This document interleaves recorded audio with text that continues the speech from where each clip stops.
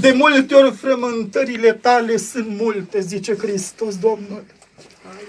Te-am orânduit într-o lucrare deosebită, strigă Duhul Sfânt. Deși te-au durut vorbele uscate, care s-au întors în jurul tău, de la oameni de la care nu te-ai așteptat.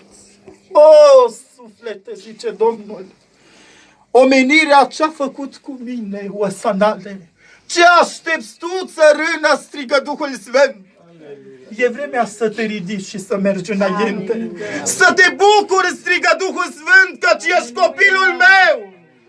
Și haina nu ți-e pătată, ci ți-e curată, zice Domnul. Poți ridica mâini curate, strigă Duhul Sfânt, că sunt cel ce ți-am pătruns inima și gândul ăsta.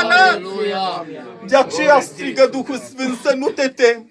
Chiar dacă cârtirile sunt multe, chiar dacă gândurile sunt mari și vin vuiete, zice Domnul. Sunt Domnul care opresc furtuna la vremea cuvenită. Căci așa cum a călcat osanale prin credință pe valuri, strigă Duhul Sfânt, așa deseori calci și tu, suflete iubit. Iată, zice Domnul, vreau să-ți măresc credința, strigă Duhul Sfânt. Aleluia. Vreau să mă ating de tine, osanale. Căci iată, zice Duhul Sfânt, scurtă-i vremea la care dreptatea va răsări cum răsare soarele. Va lumina fiecare colțișor în parte, zice Duhul Sfânt. Voi pătrunde și acele taine și din lupi voi face oaie, zice Domnul osanale.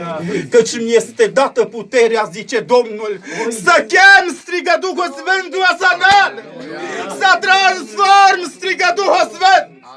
Și chiar să-mi fac lucrarea, osanale. De aceea să nu te temi, căci din pătura joasă care se vede în jurul tău, voi mai scoate suflete, zice Domnul osanale, căci iubesc sufletul tău și îți văd lupta, zice Domnul. Amin. Amin.